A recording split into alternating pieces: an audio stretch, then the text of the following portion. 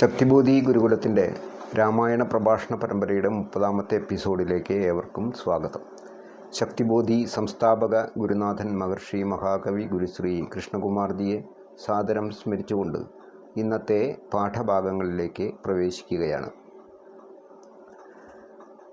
ഋഷ്യമൂകാചലത്തിലിരുന്ന് രാമലക്ഷ്മണന്മാർ നടക്കുന്നത് സുഗ്രീവൻ കാണുകയാണ്. അപ്പോൾ സുഗ്രീവനൊരു സംശയം, ഇവരുടെ വേഷം കണ്ടാൽ മുനിമാരെ പോലെയാണ്, പക്ഷെ അമ്പും വില്ലും വാളുമൊക്കെ ധരിച്ചിരിക്കുന്നു.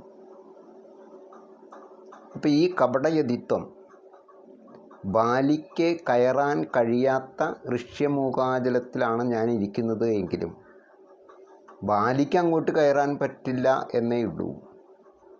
ബാലി അയക്കുന്ന യമകിങ്കരന്മാർക്ക് അങ്ങോട്ട് കയറാം.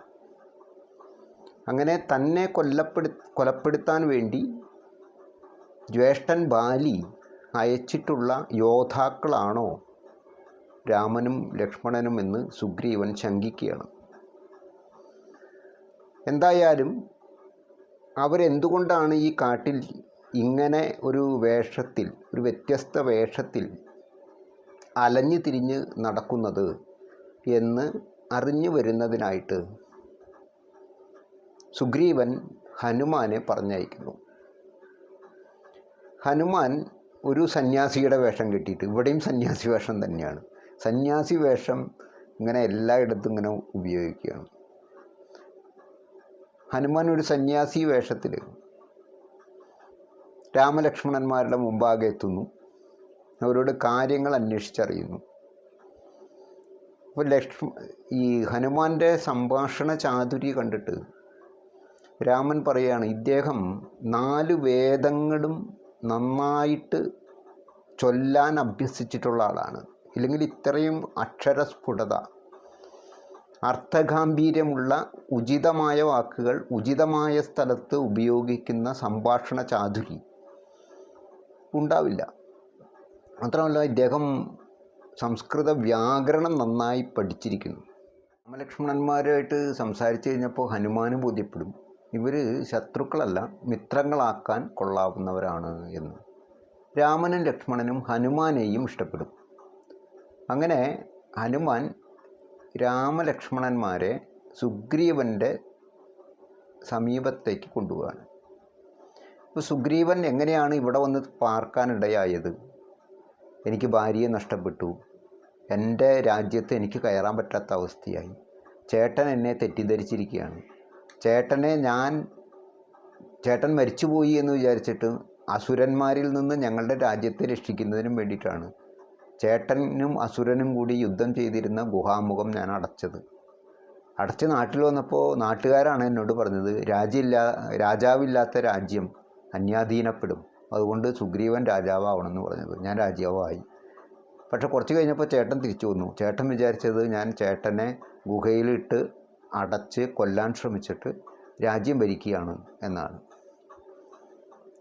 അപ്പോൾ ഇനി ബാലിയെ കൊല്ലാതെ എനിക്ക് നാട്ടിലേക്ക് പോകാൻ കഴിയില്ല, അല്ലെങ്കിൽ ബാലി എന്നെ കൊല്ലും. അതുകൊണ്ട് ബാലി വധത്തിന് എന്നെ സഹായിക്കണം എന്ന് രാമനോട് സുഗ്രീവൻ അഭ്യർത്ഥിക്കുന്നു. സീതാന്വേഷണത്തിൽ സീതയെ കണ്ടെത്തി തിരിച്ച് കൊണ്ടുവന്ന് രാമനെ ഏൽപ്പിക്കുന്ന ചുമതല, അതിലെല്ലാ സഹായവും സുഗ്രീവനും സുഗ്രീവൻ്റെ കൂടെയുള്ളവരും വാഗ്ദാനം ചെയ്യുന്നു. അങ്ങനെ അവർ തമ്മിലൊരു സഖ്യം ഉണ്ടാവുകയാണ്. ആ സഖ്യമനുസരിച്ച് ബാലിയെ രാമൻ ഒളിയമ്പെയ്ത് കൊല്ലുന്നുണ്ട്. അപ്പോൾ ഇവിടെ 2-3 കാര്യം ശ്രദ്ധിക്കേണ്ടതുണ്ട്. ഒന്ന്, ഹനുമാൻ സംസാരിക്കുന്നത് സംസ്കൃതത്തിലാണ്. ഈ സംസ്കൃതം എന്ന് പറയുന്നത് ആദിവാസികൾക്കും വനവാസികൾക്കും ഒക്കെ നിഷേധിക്കപ്പെട്ട ഒരു വരേണ്യ ഭാഷയാണ് എന്നും ബ്രാഹ്മണരുടെ അധികാരത്തിൻ്റെ ഭാഷയാണ് എന്നും ഒക്കെ പറയുന്നവരുണ്ട്. അങ്ങനെയാണെങ്കിൽ ഈ വനവാസി ആയ ഹനുമാൻ എങ്ങനെ സംസ്കൃതം പഠിച്ചു, എങ്ങനെ വേദം പഠിച്ചു? ചിന്തിക്കേണ്ട ഒരു കാര്യമാണത്. വേദവും സംസ്കൃതവും പഠിച്ച ഒരാൾ വനവാസി ആയിരിക്കുന്നത് എങ്ങനെയാണ്?